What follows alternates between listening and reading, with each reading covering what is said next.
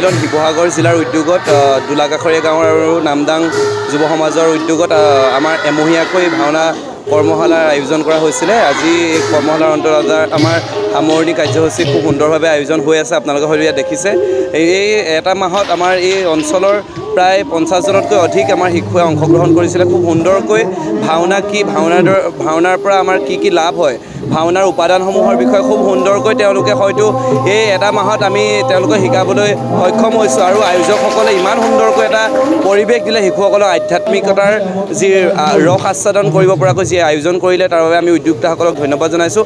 আমি প্ৰশিক্ষক হিচাপে কেইবাজনো ব্যক্তি উপস্থিত আছিলোঁ। তেওঁলোকৰ পৰা আপোনালোকে মতামত ল'ব পাৰিব।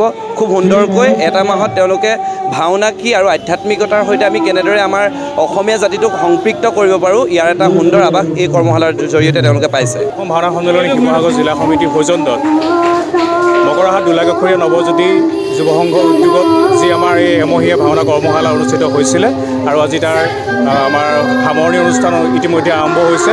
অসমৰ বিভিন্ন প্ৰান্তত ভাওনা প্ৰদৰ্শন কৰি সুনাম অৰ্জন কৰা আমাৰ শিৱসাগৰ জিলাৰ বিশিষ্ট ব্যক্তিসকলক আজি আমি সম্বৰ্ধনা জনাইছোঁ। প্ৰায় 20জনৰ অধিক আমি বিশিষ্ট নাট্যকাৰ, বিশিষ্ট পৰিচালক, বিশিষ্ট ভাওনা শিল্পীক আমি সম্বৰ্ধনা ইতিমধ্যে জনাইছোঁ। আৰু আজি আমি এই এমাহজোৰা যি আমাৰ কৰ্মশালা হৈছিলে, কৰ্মশালাৰ অন্তত সেই প্ৰশিক্ষাৰ্থীসকলৰ দ্বাৰা বিভিন্ন সাংস্কৃতিক অনুষ্ঠান আমি আৰম্ভ কৰিবলৈ আগবাঢ়িছোঁ।